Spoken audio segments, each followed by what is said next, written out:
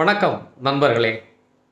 விதி என் வாழ்க்கையில் ரொம்ப விளையாடிருச்சு, படாத கஷ்டமெல்லாம் பட்டிருக்கேன் அப்படின்னு சொல்கிறத கேள்விப்பட்டிருப்போம்.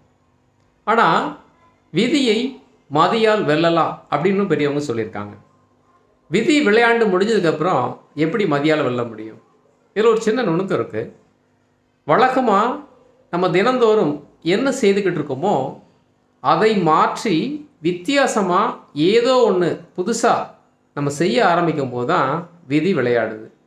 அந்த தப்பான செயல் அல்லது ஒரு தவறான ஒரு முயற்சி மிகப்பெரிய ஒரு மோசமான ஒரு வீழ்ச்சிக்கு அல்லது ஏதாவது ஒரு பாதகத்தை ஏற்படுத்திடலாம். அதுதான் அந்த விதி விளையாடுது. அப்போ மதி சுதாரிப்பாக இருந்து இந்த செயல் வழக்கத்துக்கு மாற நம்ம செய்ய மாட்டோமே, இது தப்பாக தெரியுதே அப்படின்னு ஒரு முறைக்கு இருமுறை யோசித்து செய்தோம்னா அந்த விதியை நாம் நிச்சயமாக வெல்ல முடியும்.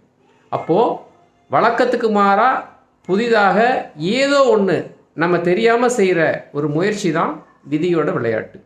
இன்னொரு பதிவில் சந்திக்கலாம். நன்றி.